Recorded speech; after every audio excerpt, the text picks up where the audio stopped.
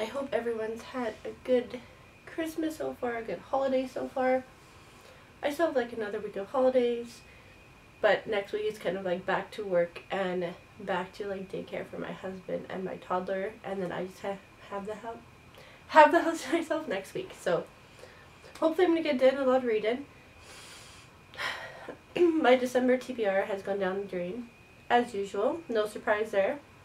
And I'm probably not going to make my 50 books goals before New Year's. No surprise there. But, of course, I'm going to challenge myself yet again. All these challenges that I need to complete. And I never complete them, but you know what? Why not? This is a fun challenge. So this is like a Sarah J. MAAS-a-thon for January. So her new book, or her third book in the Crescent City series, is coming out at the end of January, and I have not read the first 2 books. I'm going to say I've not read any Sarah J. MAAS books.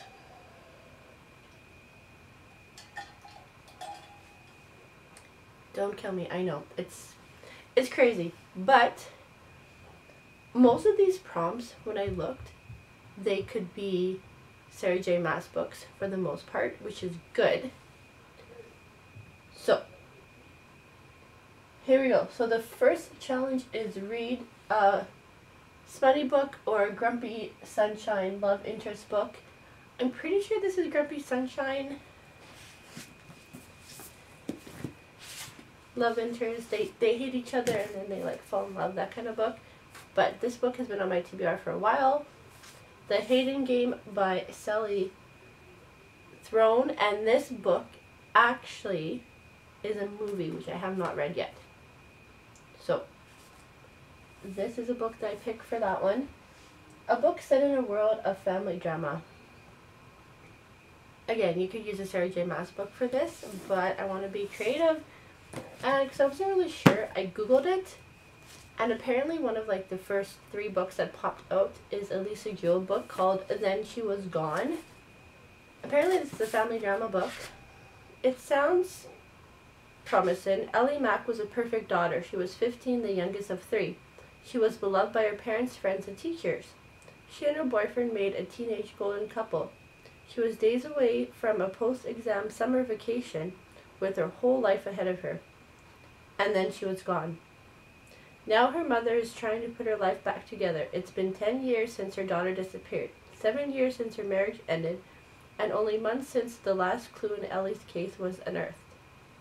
So when she meets an unexpected, charming man in a cafe, no one is more surprised than Laurel, at how quickly their flirtation developed into something deeper. Before she knows it, she's meeting Floyd's daughters, and his youngest, Poppy, takes Laurel's breath away. Because looking at Poppy is like looking at Ellie. And now the unanswered questions she's so hard to put to rest began haunting her. Where did Ellie go? Did she run away from home, as the police have long suspected, or was there a sinister reason for disappearance? Who is Floyd really? And who does his daughter remind Laurel so much of her own missing girl? No one ever just disappears. Yeah, that sounds like a lot. Family drama. Simple to read, give or take. Number 3 is Fae Adventure. So obviously I gotta start my Sarah J. MAAS unopened box set that's been on my shelf for a while. A Court of Thorns and Roses is what I'm going to start with, obviously. Read a book involving assassins. So I looked, and you could read probably any of Sarah J. MAAS's Throne of Glass books, which originally, like I said, this is like a Sarah J. MAAS read-a-thon. You don't have to read Sarah J. MAAS books, but you can use most of her books for these prompts. When I did my research, it seemed like that was a possibility. So I was going to do a Throne of Glass, but I decided, because I don't own the whole series of it, I'm going to hold off on that. And I don't know, I googled like books about assassins, and there's a lot of books that came up, and I googled this one. This is one of the ones that came up, and I have this book, and I have wanted to read his books. Billy Summers by Stephen King. So I don't really know. Yeah, okay. Billy Summers is a man in a room with a gun. He's a killer for hire and the best in the business. But he'll do the job only if the target is a bad guy. And now Billy wants out. First there is one last hit. Billy is among the best snipers in the world. A decorated Iraq war vet. So what could possibly go wrong? How about everything? You won't want to put the story down and you won't forget Billy. Okay, this sounds like this could be a good book. Pages are decent-ish. I am going away for a week in January and I'm probably not going to be able to read, knowing myself. So I will have to see if I can download one of these books on my Kobo or my Kindle just to take with me, because I'm not taking this book with me. Retelling of a classic fairy tale or myth. So originally I was going to do I have a ton of books upstairs and I forgot their names. I was going to do one of those, but then I forgot I had this book. Geekerella by Ashley Poston, which I've had on my shelf for a while. And I'm like, you know what, let's just, I found a bookmark in here. Let's just go with this one for now. A book where characters can shapeshift. Again, I found it really hard to find shape-shifting books that I knew for sure. Originally it said Kingdom of the Wicked, and I need to read the next 2 books in that series, but I decided that I have wanted to do a reread of Twilight for a while, and I know there's shapeshifters in Twilight, so I brought out my big collection box, and I realized I haven't read these 2, so this is going to be a year of rereads and reading books on my shelf, okay? So, for that one I picked Twilight for shapeshifters because I've been wanting to do a reread of this series for a while, as well as my Harry Potter series.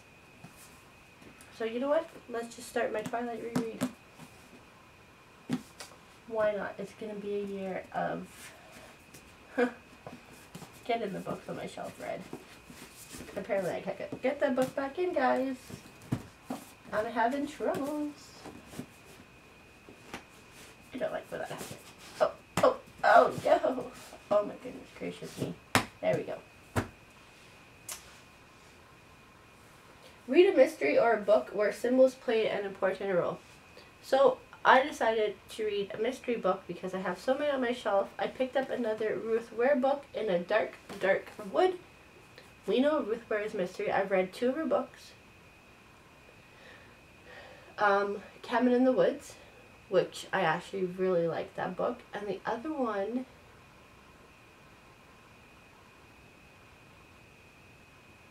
I read One by Ruth Ware, which is the one about the avalanche and the snow, and I didn't really care for it. But